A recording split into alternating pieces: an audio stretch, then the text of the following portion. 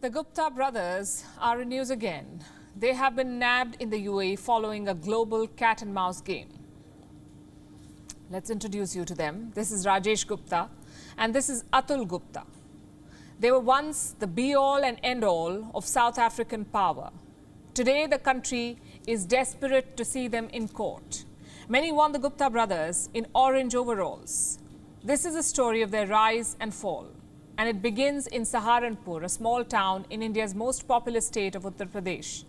The Gupta brothers were born to a local shopkeeper, Shiv Kumar Gupta, and his wife. The family made a living by selling government ration in a tiny shop. When the brothers grew up, Ajay, the oldest brother, set up a computer import business in New Delhi. Soon he went looking for opportunities in Russia, China and Singapore. Atul, the middle brother, went to South Africa. This was in 1993.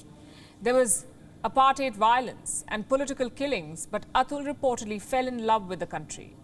He settled in Johannesburg and began selling shoes. In 1994, the apartheid came to an end. South Africa became a democracy, the country opened up, and Atul Gupta started a computer business in this country. He named it Sahara.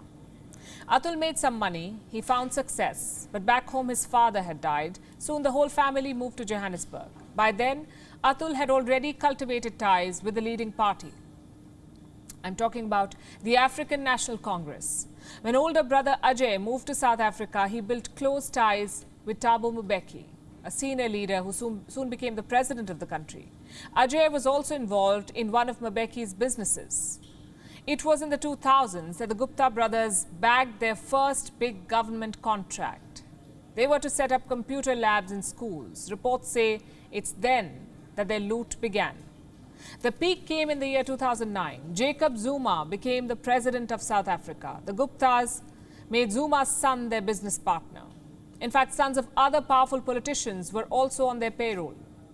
The youngest Gupta brother, Rajesh, aka Tony, was made in charge of keeping these sons of politicians happy. Tony took them to nightclubs, hung out with them, took them to Dubai, to India, paid for their first-class tickets, luxurious hotels. The brothers leveraged this proximity to powerful families to win government contracts. During the Zuma era, the Gupta brothers bought a coal mine through government intervention. They set up a media business. They were also acting as fixers for foreign businesses and giving leaders handsome kickbacks. Before you knew it, the Gupta brothers of Saharanpur became one of the richest families in South Africa. They were flying around the world in their swanky private jet, landing in their hometown for the groundbreaking of a $12 million temple in their father's memory, producing Bollywood movies. In short, the Gupta brothers had arrived. In 2013, they chartered a plane and flew 200 guests from India to Sun City in South Africa. This plane landed in a military airbase, one that was supposed to be out of bounds for private use. And that landing marked a U-turn in their story. South Africa became suspicious. People began questioning the Gupta brothers' proximity to Zuma. In 2015, South Africa's deputy finance minister gave an interview. He said the Guptas had bribed him to accept the job. What followed was the biggest scandal of post-apartheid South Africa. It was revealed that the Guptas siphoned money from state-owned companies, from transport to power to arms. The Guptas stole money from everywhere. We are talking about more than 500 billion rand. That's around 3.5 trillion Indian rupees. That's how big the scam was. The Guptas were not just siphoning money, they also became power brokers. They were taking calls on who Zuma should and should not appoint to the cabinet. Some 100,000 leaked emails revealed the nexus between Zuma and the Guptas, or what came to be known as the Zuptas. Protests followed. Zuma was forced to step down. The Guptas fled to Dubai to evade arrest. In 2018, South Africa filed a case against them. They were accused of fraud and money laundering.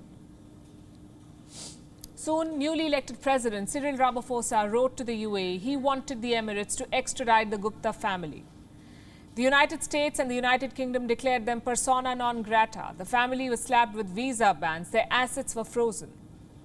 Earlier this year, Interpol issued a red corner notice against Rajesh and Atul Gupta. The Dubai police has now confirmed their arrest. The Gupta brothers are now in their late 40s and 50s. They deny all wrongdoing. They say they became scapegoats because they are outsiders in South Africa.